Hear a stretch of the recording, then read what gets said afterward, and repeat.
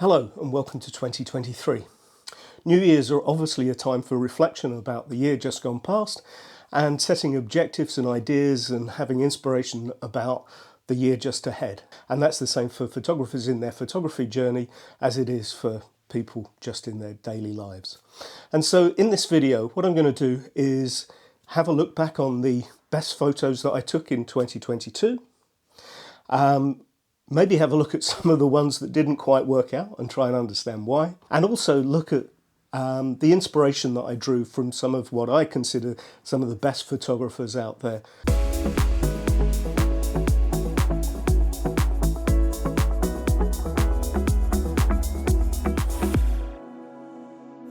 So if, like me, you've seen lots of people's best 9 or best 10 or best 12 photos over the last year on Instagram, some of your favourite photographers, it can be a bit, I don't know, soul destroying, because the difference between what you consider to be some of your favourite photographs and where you are on your own photography journey can be such a gulf.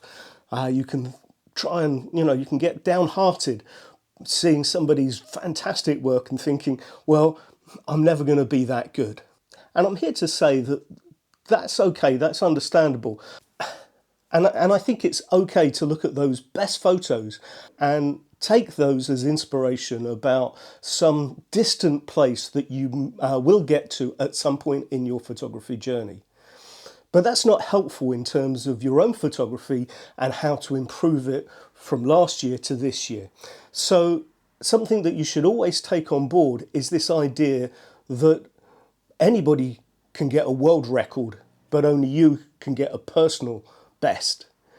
And I take that into my photography because my photography in 2023 can be better than my photography in 2022, and so can yours. So I want to help you to try and think about what it is that you can do from last year to this year to try and improve your photography, and to help me to assess how I have changed and improved as a photographer over 2022, and think about what I might do in 2023 to improve it further. Of course, in photography, there are no world records, there are no best. Even when you look at some of the prize-winning photos in the best photography awards in the world, sometimes you think, well, they're absolutely outstanding, and sometimes you think, well, it doesn't really work for me. So art is objective by its very nature. So your personal best, your best photos, your best work may not be the best may not provide inspiration to other people, and at the same time, some of other people's best work may not be inspiration for you. And that's fine, because photography is an art. It's always good to try and find your tribe, your type of photographers. And when I show you some of what I consider to be the best photos that I've seen in 2022, you'll see that there is a flavour of the sort of photos that I like and I aspire to move my photography towards, and yours will be different. It's really hard to look at your own photos and be quite analytical and step back from them as your own art. You need to analyse your own work. What did you do well? What did you do wrong? What could you improve upon? And there are certain aspects that you should look at. Is the photograph technically good? Is it exposed well? Could you improve the exposure across? Are there too many highlights? Are there too many shadows? Did you get that exposure right? What could you do to make the exposure better? What about the composition? If you had moved the perspective a little bit, if you'd moved a little to the right or to the left, up and down, would that have changed the photograph? Would it have improved the overall composition? Are there areas on the photograph that don't contribute to the overall aesthetic of the picture? What is the subject of your photograph? Does your image express that? Does your eyes get drawn to the subject? Or are there things in the photograph that means that you don't stay with the photograph? You're not interested in the photograph for very long. And then there are other things which are sort of out of your control, a little bit. Was the light good? What about the weather conditions? What about the position of the sun in the sky? So even if your composition is good, would some different weather conditions, some different lighting conditions improve that photograph? So with that in mind, could you go back to that location at a time when the light and the weather would have improved that photo and take it again? So being able to slightly, in a somewhat critical way, analyse your photographs, you could improve your photographs the next time you take them. And the more you do that from year to year, the more you get to have those things in your mind when you're in the field so that you can take better photographs. So with that in mind, I'm going to show you some of the photographs that I thought didn't work and why, and my top 10 photos of last year. And then we'll jump into what I think is great inspiration for me at least, and the photographs that I would like to be taking in the future. So just before we get into what I consider to be my best photos of the year, here are a couple of ones that have given me pleasure, although I don't think they're the best ones I took. And this first picture is from a theatre school called Stageworks that I work with quite a lot, and this is their performance of Moulin Rouge. And I really like it because it's well balanced, the lights and colours are really strong, and the movement of all of the performers is really good. Not quite perfect because I would like the main character to be smiling or a little bit. He's quite aggressive there, so something slightly different in his expression would have really taken it a little bit further. This is a picture that I took for their ballet Peter Pan, and as you can see, I'm pleased because from this studio shot where we have got some neutral background to be able to cut out a PNG to take it to what I think is a fantastic poster. So I'm always pleased when anybody uses some of my photography in their promotional activities. This is a personal one, a wedding. I'm related through marriage to this couple, and I think it really captures the expressions of the day, really like a good wedding confetti picture. This is back in the theatre, and it just really, I think, captures something about this particular performance. And it's always a tendency with theatre photographs to cut and to crop quite closely. But sometimes if the lights provide expression for the performance, getting slightly wider really works, I think. And I found that a lot in the current year. So let's get in to the top 10. This was taken early in January of 2021. And I'm pleased because it's a sunrise picture. It's taken down in Felixstowe. And I'm pleased because it just gives an expression of calm. When I look at this picture, and I've looked at it many times over the year, it has given me a lot of peace and tranquility. And that is often what I'm trying to capture in my photos. And I think this is a progress on previous years. So I'm pleased with this picture. Similarly, this picture down on Porthgwydden Beach in St Ives in Cornwall is just really an expression and a capture of dawn, the opportunity to start the world over again, a new day. And it just really, the movement of the water is nice, the play of the sun on the beach is nice, and I'm just really pleased that the sun was able to capture some of the rocks from the side. This picture at St Michael's Mount down in Cornwall is pleasing because of its reflections, and particularly the way that the clouds formed over the mount so that it really draws your eye into the centre of the picture of the mount.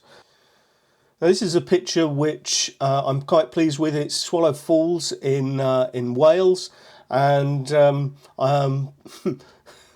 I managed to get myself fully immersed in the water to capture this picture, and it just by design leads the eye through the picture because of the flow of the water down this waterfall, around this rock and away into the background.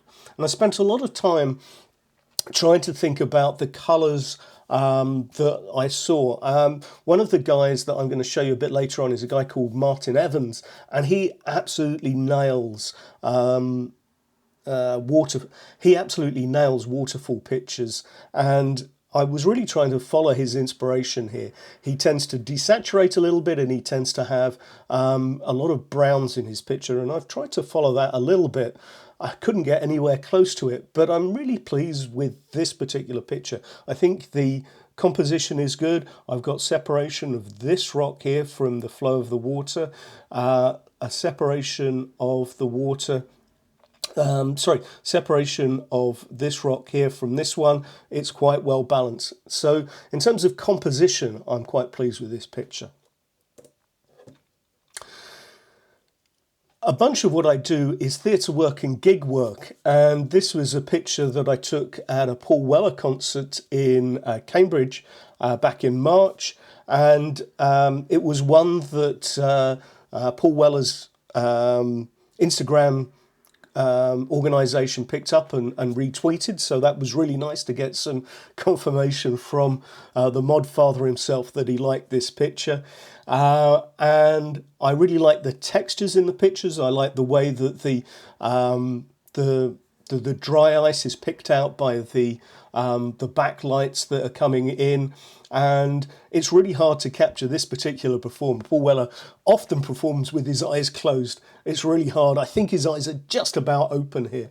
But I'm pleased with the balance of the picture. I like that his spare plectrums here sort of are echoed in his guitar strap. I like the tones on his guitar, and I just like the backlights which are picking out the details in his hair.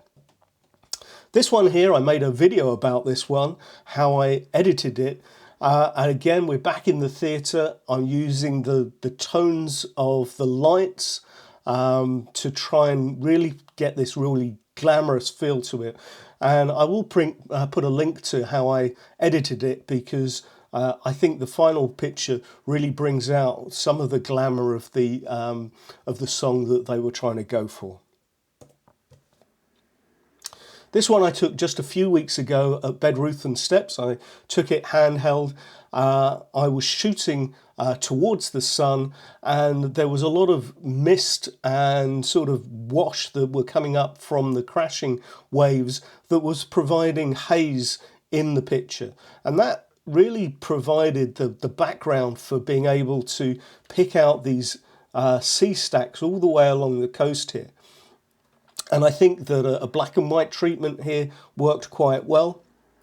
In terms of composition, this large area of headland I probably don't like quite as much. I probably should have moved a little bit further forward, or maybe changed the angle of the camera a little bit to reduce some of this, but I was shooting handheld and I was on a hike, and I couldn't take my time, but it really I think expresses how I felt at the time, and that's really what you're trying to go for in any of your pictures. You're trying to express what you feel when you are at this at a particular location, and I think it expresses how I felt.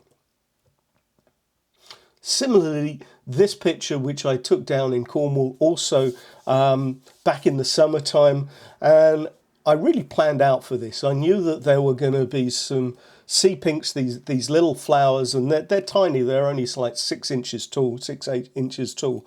And I knew that at sunset they would be backlit, there would be a very warm light, and that it would express something that feels like summer. And this picture, taken at the Old Man of Storr on the Isle of Skye, I was really pleased with. I've taken various pictures here and did colour treatments, but this black and white one really sort of expresses how I felt on the day. I don't know why. It was a sort of a windy day. It was bright and sunny. It was cold. It was sort of this combination of all different sort of weathers all at the same time, and I went up at the end of the day so that the light was actually coming from over here, over to the right of the picture, and capturing these stacks from the side, which provided pleasing light. And I think altogether the black and white treatment meant that we could bring out the details in the clouds, and it provided quite a sort of epic feel to the picture. And this is my final picture from my top 10. It's taken at Godrevy Lighthouse in Cornwall, and it was taken on the day that the Queen died. And I think a lot of people were in shock that day, and I sat and I was going to take a sunset, and it didn't really go off. But this cloud started forming, and it was, I don't know, 500 foot tall. I don't know how big it was, but it was enormous. It absolutely filled the sky. And then as the sun set, it started lighting up this cloud that looked to my mind, like a lion. And I waited until some birds flew through the scene and were actually silhouetted by the cloud, and it really made the scene. And I think I will always remember this as the day that the Queen died and how I felt about it at that time. Okay, so let's move on to a couple of pictures that didn't make the mark. This one, taken in Talybont in Wales, was a sort of a last-minute picture. We'd been staying on this campsite, and it sort of works. It does exactly what I was trying to do. There was a heavy wind and the clouds were moving fast, so I wanted to blur the sky, and I used an ND filter to do that. But this post, my goodness, it just ruins the picture. I could have moved and done so much better, but I didn't. This picture and the Cetus in Seville sort of works, but I don't like that these fronds cut this incredible sculpture, and I don't quite like how these bikes were arranged. It's nearly there. It doesn't quite work. This picture at Dover Court in Suffolk is quite nice. I like the breaking wave, and the speed of the water is just quite nice. I tried to set these piers to aim at the lighthouse or whatever it is out in the sea. It just doesn't work. I don't know quite why. It's a location I need to go back and work harder on. Another location which I'm still trying to get right is Cobble's Point in Felixstowe. This was probably my fourth or fifth time to try and capture it. I've combined a couple of pictures to get this sort of wave movement here. It's sort of nearly there, but not quite right. And this picture taken in West Wales at a sunrise. Again, I was trying to use this rock to balance the cliff on the other side. I was pleased with the light coming across the beach here, but these other rocks don't really add to the composition, and it feels a little bit too wide. I could have moved around and got some more compression in the composition. So again, not quite right. So here's a selection of my top 10 favourite pictures from 10 different photographers that I've seen in the past year. Looking over the 10, it seems to me that what I've picked out are ones that exude beauty and tranquility and simplicity. And that's something that I'm not particularly good at in my own photography, but it's something that I aspire to. And this first one is from a guy called James Warbey. He's a St Ives-based photographer, and this image particularly caught my eye. Just the beauty of this feather sitting in the sea, catching the morning light, and just exudes beauty. Another St Ives-based photographer is James Pumphrey. He works to encourage everybody and to be friendly and welcoming to everybody. And this image of just some waves catching the morning light, and this image just really captures the beauty of the sea in motion. A photographer whose work I really enjoy is Emily Endine, and she caught my attention particularly with her beach hut photographs, and this one I think is one of her best. She does beautiful sea photography as well, but I like this one particularly. Roman Fox is a travel and street photographer who travels the world and takes beautiful photos and different photographs. And I think what I really like about his photography is the perspective that he uses.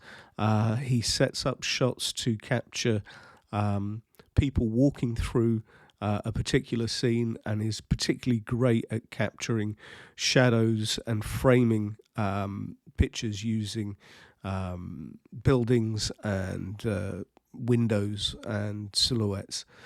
This one is a little unusual for him. It's a little bit different than some of his other photography, but I really love this one.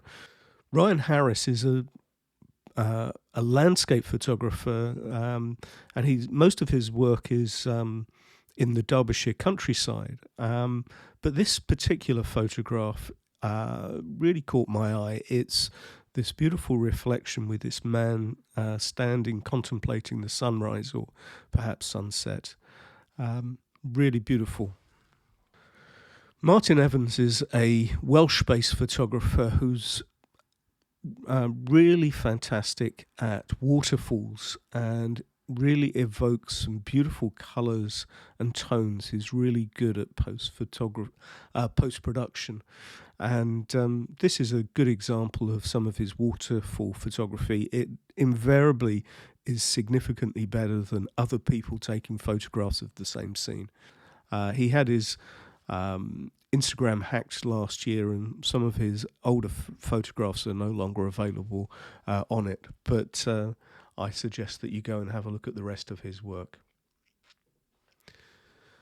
Another photographer who had his Instagram account hacked this year was Gareth Danks, and he's a great landscape and street photographer. I really love his YouTube channel, which you should check out. But this picture of Rhossili is just wonderful. If you've ever been to Rhossili, you'll know this view very well. And I think he captures the light, and he had really great light and weather conditions when he took this. The post-production, the treatment is really beautiful as well. Michael Clark is a photographer based in Suffolk, and he takes really great pictures up and down the Suffolk coast. I particularly like this picture for its simplicity. These are new and somewhat controversial beach huts. It's in Lowestoft, and I really love his composition here. And my final photography recommendation is Liam Alford. He is a Cornish-based photographer, and there is something that he does that really provides loads of depth in his photographs, and this is an example of it. You can really see the depth in the picture, and your eye travels from the grasses through the dunes to the man on the beach and onward to the famous rocks at Holywell Beach. I suggest that you check him out, not least for his drone photography, which is also fantastic. So there you go. Those are my 10 recommendations. I'd like to wish you a fantastic 2023 and that you get some fantastic photos during the year. I hope you found this useful. If you have, please give it a thumbs up. Maybe consider subscribing. It makes an awful lot of difference to this channel's success. Thanks very much for watching. Hope to see you on the next one. Bye for now.